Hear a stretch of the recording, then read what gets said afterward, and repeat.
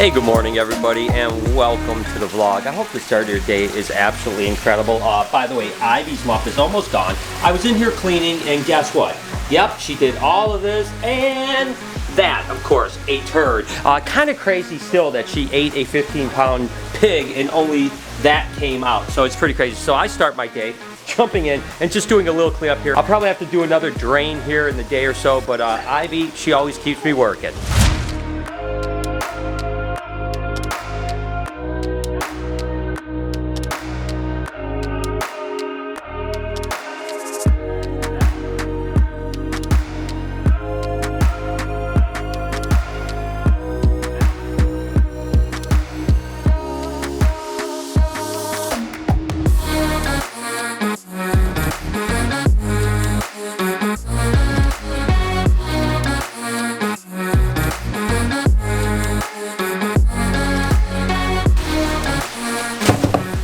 Yep, and that's the way my day is going to start. Bruce just said that we have a little bit of a problem with the Caiman lizards. Let's go take a look and see what's going on. So you guys may remember that we made this Caiman lizard enclosure last week, which I absolutely love. Well, we put one of them in here to test out just to see what was going to happen, and a little bit of an issue came up. Now, that issue was it's not in there anymore. Now, there's no way it could have escaped the enclosure itself, right? There's just no way. There's a screen top, it's locked down. There's no way it could get out. So I actually ripped this off thinking that there was a chance it could be behind it because I felt this little spot here, but as you can see, it was foamed to the point where there's nothing could have got behind this. Unfortunately, I had to rip this off. I looked everywhere else. We can look behind this here. There's nothing back there because from the backside you can actually see there's no other holes, but remember, this was hollow, and I actually stuffed it with paper, and then we foamed just that side. Well, it looks like there might be a little piece down here where it could have potentially climbed up, and it may be in this cavity now. So I've got one of two choices here. I can rip this whole thing apart, which would be a huge job, and a huge job of putting it back, or I can try to maybe cut a cavity out here and see if I can go in there and take the paper out and see if I can find the actual lizard itself. Now, the trick to this, of course, is that I've got to cut this knowing that the animal might be in there, so I have to somehow go in on an angle where there's no way I can cut the animal, and I just want to cut a flap big enough for me to fit my arm into, and then hopefully we'll find it in there. We could take it out. Then what I can do is I'll just take all that paper out and I'll just foam it, just foam the whole cavity. I didn't want to do that in the beginning, but you know what, I can do that. Then I can put this back down, seam it back up, and then we should be good to go. So definitely a tragedy. I was very unhappy when I came in this morning and I couldn't find my lizard because I was like, what happened? But that's the only practical thing that might have happened. So let's just go ahead, cut this out, and hopefully we'll find this little monkey.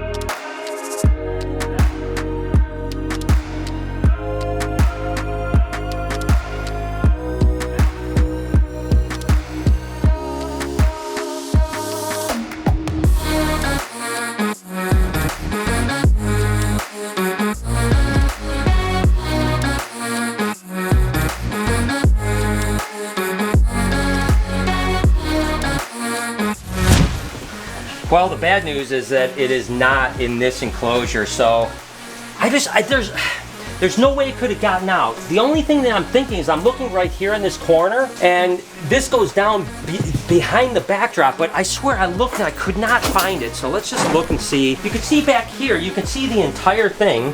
This is the back of it, right? And you just don't see it anywhere. Oh my God, you gotta be kidding me. Do you see that? Oh my God, dude, no way. It's freaking back there behind this thing. Oh, crap. Now what am I gonna do? I think I have no choice but to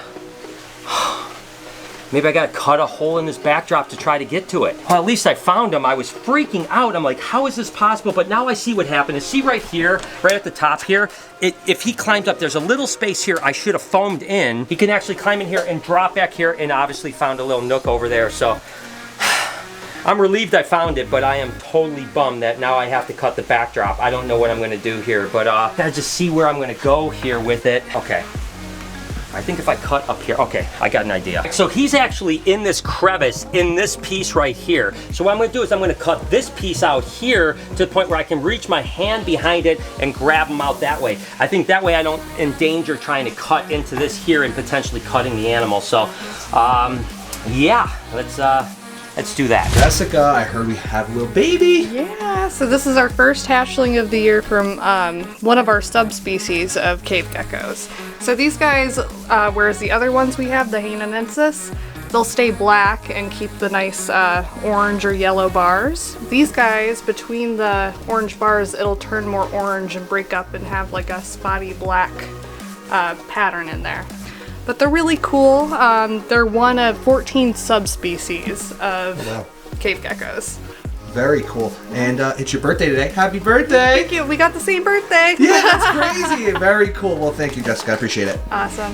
Basically what I'm doing is I'm just gonna cut this like this the best I can. Oh, gosh, it's not easy enough. I just have to cut a big enough swatch out that I can fit my hand in here and hopefully get him out from behind here. We know he's in this ledge right here, so I know I don't have to worry about cutting him. Andrea's in back keeping an eye just to make sure that he doesn't climb out so I don't cut him. And in the meantime, I have to somehow get a spot cut out that's big enough for me to fit my hand in here. I actually have a bit of a break time right now, and I usually actually spend a lot of my time still here at the Reptarium and spend my time with my buddy here, Diddy. So me and Diddy, we go way back. I was here from the moment he's been here, and a lot of the work that not only myself but a lot of the people here had been working on him to be such a sweet little boy. Now he's getting to the point where he's my lunch buddy. I eat around him, me and him hang out, me and Zoe will be here, and sometimes he's sitting there at the glass behind me, he's calling like, hey, come, let me out, let me out. He's kind of turned into a little bit of a puppy. I figured, yeah, why not? I'm actually gonna lean up here because he's about to start hopping out. Come on, don't come out. Come here, bubba.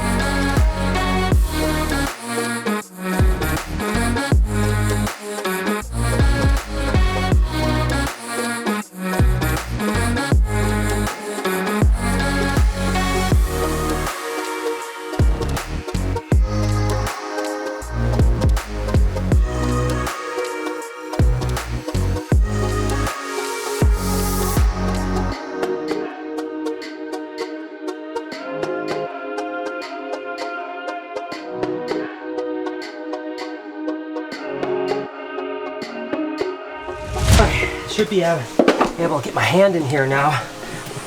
She's a little to your right. Down this. Yep. He's out in the water. But he's over here. Okay, that's fine. Like way over in the corner. Okay. All right, so now he is out of the ledge over here, but he's trapped over here. I put some paper towel in there, so he's right in this corner down here. So I'm wondering if I can't cut a piece here to be able to fit my arm down, and then I can grab him. This is absolutely turned into a nightmare scenario for sure, but at least it looks like I can cut a hole here pretty easily, and I'm just gonna have a lot of repair to do when I'm done with this. I can see his face. I can see his face. He's going to your left, to your right. No, to your left. It's okay. He's right here in the corner. In the corner over to your left. In that little... Hang on, I just can't Yep. All right, I finally got this little dude out. What a nightmare. I mean, this has been a disaster all over the place. I mean, the cage is pretty much wrecked. We got a lot to fix up here. Definitely not what I wanted to see happen. I'm gonna try to go back to square one and see if I can't get this cage fixed up for him, but what a bummer, I tell you what. But we did finally get him out, so my hands are ripped up, everything's done, so I'm gonna put him back in his old cage and go back to square one. Every day, one of the first things I do in the morning is come down and spend like an hour, hour and a half with the ball pythons, because I always talk about there's a science and then there's an art to breeding ball pythons, right? The science is follicle growth, when to breed them, so like that. The art is how to feel about it. So what ultimately I'm doing every day is going through, checking females, ultrasounding, figuring out when a male should be in. Oftentimes I say that we want to have males and females breed at least every 3 weeks, but the truth is sometimes a female can stall at say 18 or 20 millimeters, so putting a male in more frequently and getting her bred 2 or 3 times oftentimes can kind of speed up that follicle growth or push them into follicle growth. So the two things that I really use to push follicle growth is breeding, number one, and feeding. Once they hit 20 to 22 millimeters, they typically go off food, so that takes away one of my things I can do, pushing them into ovulation. So now I have to use the males to actually breed, and if a particular male isn't breeding a female or hasn't bred for a couple weeks but she's stalled, I may switch the male up into something else to try to at least get some copulation in, so that way I can actually get that female to grow. Once they get past 25, 26 millimeters, it's like 99% that you're going to actually produce a clutch of eggs. So again, every day I come down here and I'm looking at the science of the numbers, but I'm using the art of all the experience I've had of how to actually produce these animals, and I'm just super excited this year that we're having such a good year. Eggs are starting to come. They're going to come crazy in another 2 or 3 weeks. It's going to be a ridiculous time of year, of course, egg cutting, so it's exciting. I love this hour and a half or 2 hours a day that I spend down here. It's some of the best times of my day, to be totally honest with you, because I'm seeing all the hard work turn into potential production, which has just absolutely been amazing this year. Guys, I'm just so distraught. When I was catching this guy from behind the thing, I was pulling on his tail and I saw that there was a little crack in it, and sure enough, his tail fell off. I'm just so bummed that this happened. You know, I mean, we worked so hard to make that enclosure so awesome, not knowing that it would get behind there like that, and then just trying to get out. I didn't even know these guys could lose a tail, so I didn't even think that was possible. I tell you guys, I was trying to do something awesome for these things, and I'll get that cage fixed up to where they can't do it again, but I'm just so bummed that this one lost its tail. And unlike the iguana, I don't think these tails grow back. I have a feeling it's just going to be a stub tail from now on, and just such a bummer. I mean, I'm still going to love it, and it's still going to be an awesome animal, but I'm just sucks, man. I can't believe that happened, but totally my fault not realizing that it could actually get behind the backdrop. I've had other animals in there with the same backdrop. We just added the ledges, and I've never had anything get back there before, so it just totally sucks. But anyways, this guy doesn't have a tail now. Spending a little time with my girl, my Cuban Lewis-Ike hybrid here. By the way, I decided I was going to name her Tiana.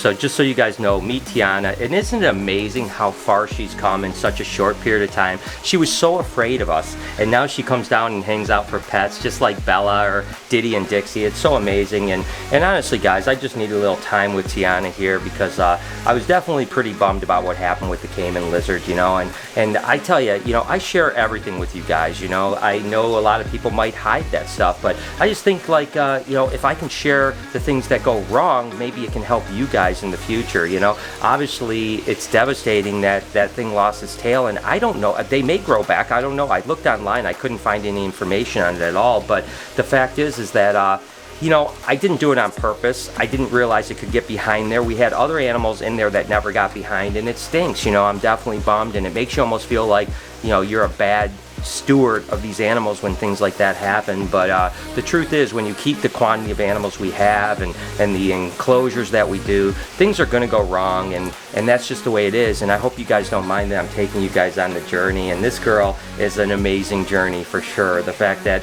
she has gotten just so absolutely placid and socialized, it just tells you you can really break animals relatively quickly as well. So regardless, I'm going to try to rebound here, stay positive. Yeah, I'm bummed out, but you know what, I'm still so blessed to have all the animals I have, like Tiana here. So again, let me know in the comments if you guys don't mind that I share this type of stuff and what your thoughts are. And in the meantime, I'm going to get into the most positive mood I possibly can get into. Guys, look at how cute the two little albino iguanas are sleeping together. And look at Heinz's tail is growing back so quick. I mean, literally, it's like 3/4 the way there. So I don't know. If you guys have any information about Caiman Lizard's tails, let me know down in the comments. Do they grow back? And if they do, maybe I'll get lucky and it'll be like Heinz. And again, it really stinks what happened with the Caiman Lizard, but I wanted to bring you guys along on that journey, and I'm sure it'll heal up fine.